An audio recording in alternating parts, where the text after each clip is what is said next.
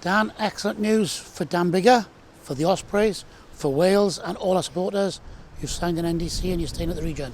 Yeah, here for a couple more years at least, and it's good news to get it sort of all sorted and signed off. It's been a bit of a long old summer with different things, but pleased to be signed, and I'm just looking forward to sort of concentrating on the next couple of months, which is important for obviously the Ospreys, and gearing up for hopefully the Six Nations as well.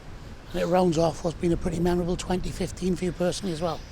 Yeah, it's been pretty good. It's been obviously the World Cup was great, and I think it's been a fairly consistent year in terms of sort of playing wise and doing fairly well. So it's been a great year. But I think collectively as a team, in terms of with Wales, we've done well, and obviously the Ospreys, I think we're going in the right direction. So it's been a good year, but hopefully there's more to come.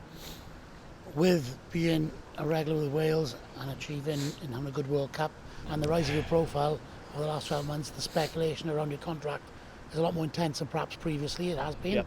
How does that affect you as a player when you're preparing for matches? Is it something that you do think about, or you just put it in the back of your head? Yeah, not really. I think, of course, during the sort of the Monday to Friday, obviously there's a lot which goes on, and there's a lot of phone calls and things like that which get taken into account. But it's like I said, it's when you're on, as soon as you're on the pitch and you get into game mode, it's sort of you park issues to one side. And that's what I feel I'm fairly good at, is just leaving things which aren't to do with rugby or on the field to one side and getting on with it. So it's been like I said, it's been a long old summer, and so we got there in the end, but just glad to have got it all done and sort of focus on playing a little bit for the next couple of years. And as you touched on now, some big games coming up for the Ospreys. Zebra the weekend, and then we've got Bordeaux back to back in Europe. The Welsh derbies doesn't end. No.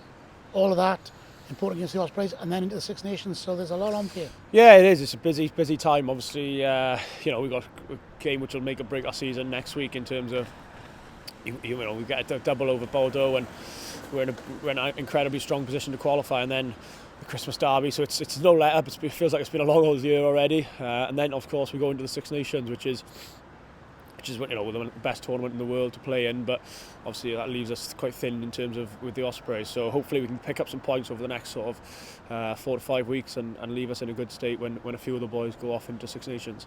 And the big challenge for you on a personal level now is to retain the standard that you've shown in 2015 for the Ospreys and for Wales next year and beyond. Yeah, absolutely. That's the plan. I mean, it's it's great to be here for a couple of years, and hopefully I can reproduce some decent form and play some good rugby, which is what I've been enjoying over the last few years. So fingers crossed, more to come.